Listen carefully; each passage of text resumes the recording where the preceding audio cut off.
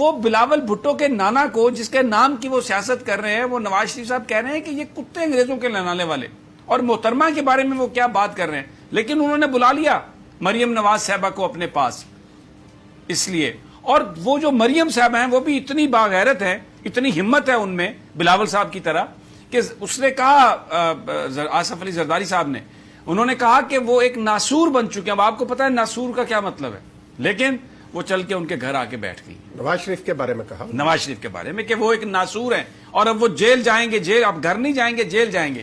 تو یہ دولت کا جو کھیل ہے، یہ اتنا بھیانک کھیل ہے، اس کو بچانے کے لیے نہ کوئی اخلاقیات ہیں، نہ کوئی کسی طرح کی کوئی انسان.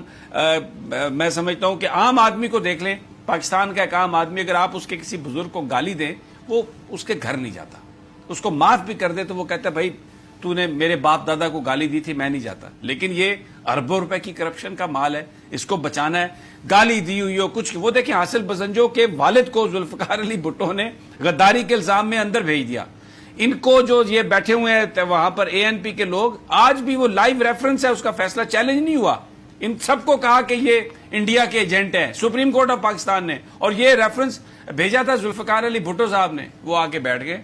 اور آصف علی زرداری صاحب کا یہ کمال ہے، دیکھیں میں کیا پٹی باندھی ہے انہوں نے کہ جو بھٹو کے جو قاتلوں کو جو کھانا دیتا تھا، پہنچاتا تھا، وہ انہوں نے شادی کی محترمہ بے نظیر بھٹو سے. اور پھر اس کے بعد اب دیکھیں بلاول کو کس طرح وہ اپنی انگلیوں پہ نچا رہے ہیں، اور کہہ رہے ہیں کہ ایک ان کا بیان تھا رانا صاحب کہ بلاول بھی محترمہ کا بیٹا یہ انگاروں پہ چل کر اپنے باپ کو بچائے گا یا کیا کرے گا.